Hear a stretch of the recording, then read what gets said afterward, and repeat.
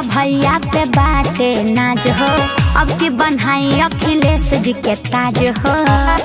ए सुनो तारा, अखिलेश भैया पे बाटे नाज हो, अब की बनाई अखिलेश जी के ताज हो। समाजवाद का झंडा यूपी में फिर से लहराएंगे, समाजवाद का झंडा यूपी में फिर से लहराएंगे।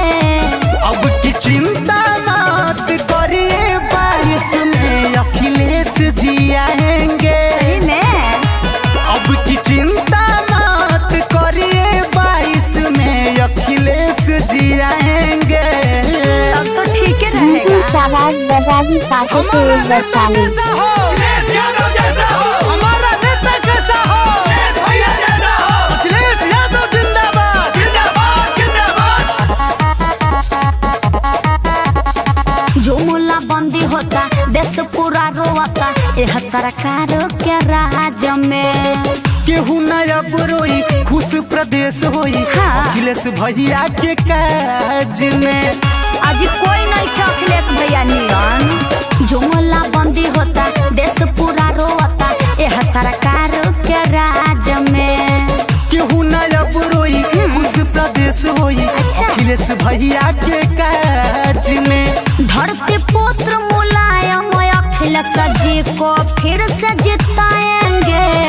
धरती पुत्र मुलायम अखिलेश जी को फिर से जिताएंगे। अरे और सुनिए ना, अब की चिंता मत करिए, 22 में अखिलेश जी आएंगे। जिया अब की चिंता मत करिए, 22 में अखिलेश जी आएंगे। मुलायम सिंह यादव जिंदाबाद जिंदाबाद जिंदाबाद, अखिलेश यादव जिंदाबाद जिंदाबाद जिंदाबाद, डिम्पल यादव जिंदाबाद जिंदाबाद जिंदाबाद, समाजवादी पार्टी जिंदाबाद जिंदाबाद जिंदाबाद। सुनो ये चाचा चाची, सुनो ये भैया भाभी, साइकिल के बटन दबाई हो। अखिलेश यादव के 22 में भैया फिर से सीएम बनई हो। अरे अखिलेश जी सीएम बनी है। सुनो ये चाचा चाची, सुनो ये भैया भाभी, साइकिल के बटन दबाई हो। अखिलेश यादव के 22 में भैया फिर से सीएम बनई